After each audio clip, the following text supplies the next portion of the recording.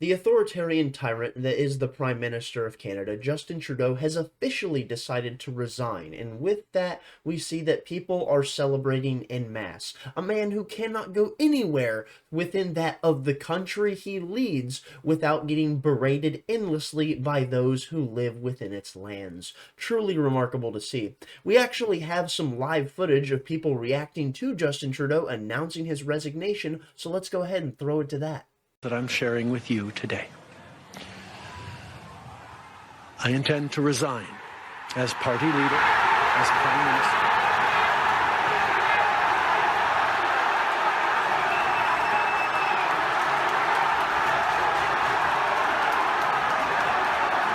Jokes aside, we do have footage of Castro's long-lost son announcing his resignation, and we will be playing that in just a moment. But just before we do, I want to read off this tweet from Dave Smith. Here we see, "Good riddance, Justin Trudeau. That disgusting enemy of liberty and the Canadian people should have been gone long ago. Resignation isn't nearly the justice he deserves," and that's absolutely true. The tyranny that was waged upon the Canadian people throughout the COVID era alone was truly that of a dystopian novel, with people being debanked even for their support of the trucker protests. Even individuals who weren't even involved in the protest or even involved in giving money to them, people who were adjacently giving money to businesses that were supporting these trucker protests, we saw those people being debanked by the Canadian government, and done so with a smile, as we saw Justin Trudeau gladly removed all of these people from their ability to provide for their children.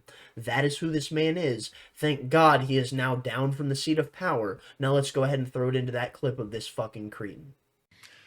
I've also had a chance to reflect and have had long talks with my family about our future.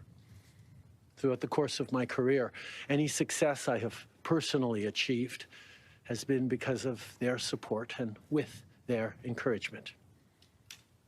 So last night over dinner, I told my kids about the decision that I'm sharing with you today. I intend to resign as party leader, as Prime Minister, after the party selects its next leader through a robust, nationwide, competitive process. Last night, I asked the President of the Liberal Party to begin that process. This country deserves a real choice in the next election, and it has become clear to me that if I'm having to fight internal battles, I cannot be the best option in that election. Very on brand for the slimy, slithering snake that Justin Trudeau is, to go ahead and resign without admitting any of the failings of what he has been responsible for, with the suffering of the Canadian people, their economy in the gutter. Well, of course, he's not going to address any of those things and how it is that Canada needs a new leader for a better future. No, he's just claiming that this isn't good for the party, so I will step down. So clearly this is not about anything more than the standards of the regime itself, not about standing for the people of Canada. Which, let's be honest, Justin Trudeau has never done, because as the people of Canada stood for themselves, he cracked down on them en masse. Here we see, Trudeau says protests must end. Truckers brace for crackdown. Police poured into downtown Ottawa on Thursday in what truckers had feared to be a prelude to a crackdown on their nearly 3-week street clogging protest against Canada's COVID-19 restrictions. And of course, we know these protests were brought on by the fact of the tyranny that Justin Trudeau was trying to blanket across the entirety of the populace that he rules.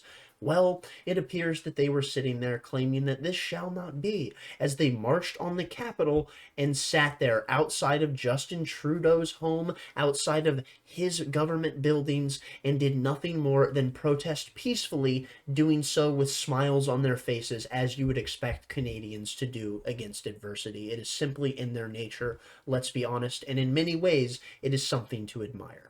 Jumping on now, here we see the federal government has invoked the Emergencies Act. Here's what that means. So we see that the Emergencies Act is the thing that Justin Trudeau had brought forward in the process of cracking down on these truckers and the protesters. And what is it that we see that the Emergencies Act is? Well, here we go. The act grants the cabinet, being that of Trudeau and his ministers, the ability to take special temporary measures that may not be appropriate in normal times to cope with an emergency and the resulting fallout during an urgent and critical situation.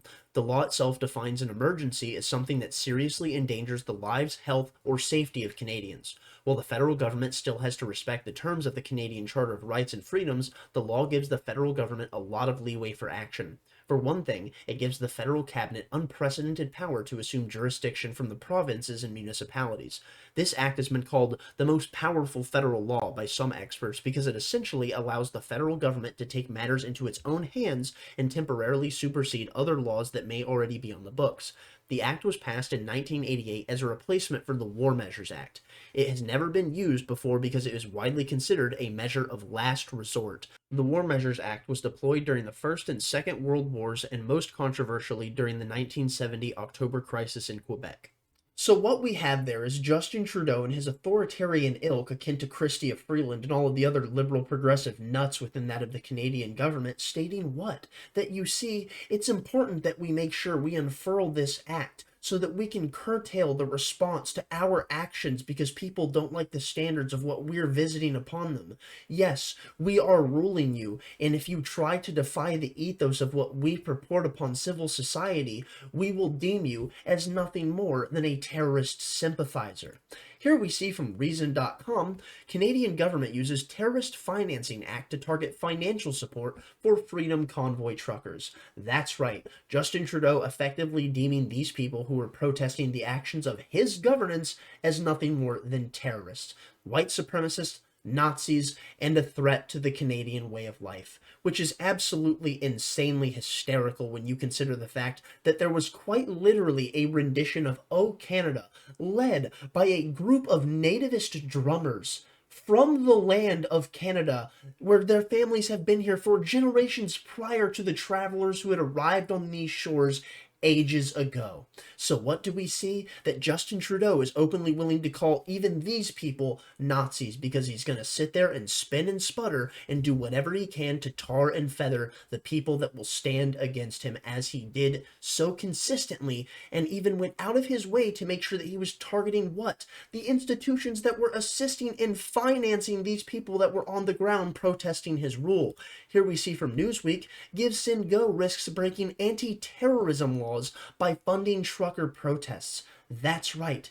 This is a major thing that was one of the huge factors that shifted the entirety of the Canadian populace against Justin Trudeau, because not only has he ruled over them to the point where they are now in economic decline, that many people, even within the United States, cannot understand the totality of the weight of the everyday amenities and cost of life that the people in Canada are suffering, spending roughly 60, 70 to 80% just for the cost of living itself to make sure that they can have average everyday amenities. And there are plenty of people within the States that understand this, but we're talking about individuals in places like Canada that are making $100,000 a year, $120,000 a year, $150,000, $200,000 a year that are still on the ropes such as this because of the burden of what the Canadian government is putting upon them, because of the weight of taxation that has been placed upon these people's shoulders. It is absolutely and utterly tyrannical, and that is the only thing that Justin Trudeau knows how to operate as, is a tyrant. Now on to the BBC we see,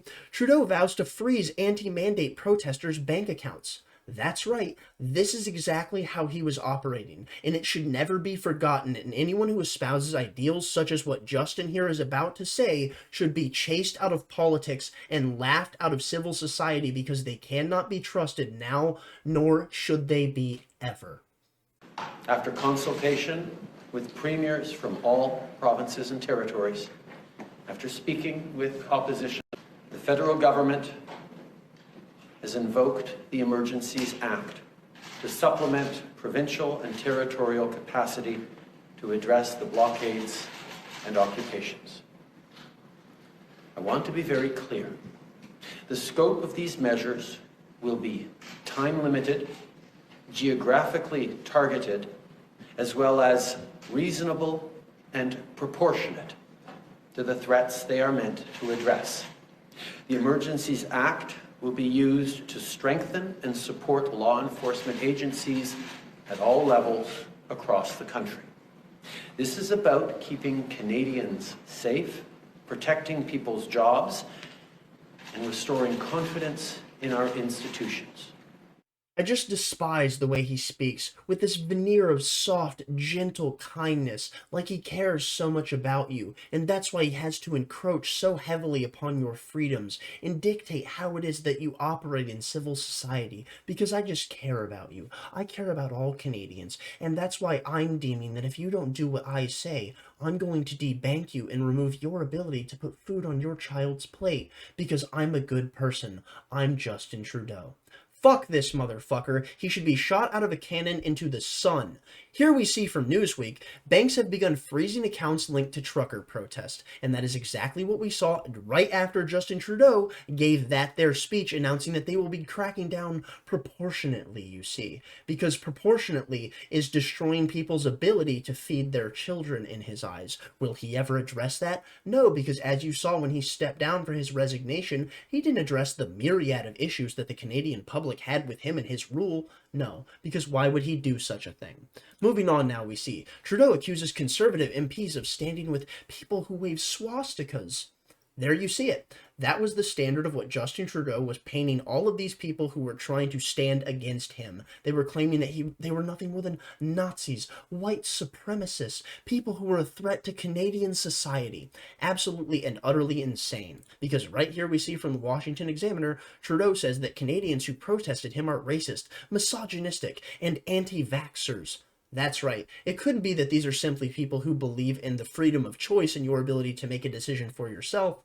No. It couldn't be that these are people who simply believe in the prospect of people living freely and not being tyrannized by government control of their bodies. No, that couldn't possibly be the case. And to finish it off, here we see Justin Trudeau is a narcissistic tyrant. A Canadian High Court just proved it. January 24th, 2024. And if we're going to be completely honest here, anyone who's been paying any bit of attention whatsoever didn't need the Canadian High Court to tell them that Justin Trudeau here is a narcissistic tyrant, to say the least.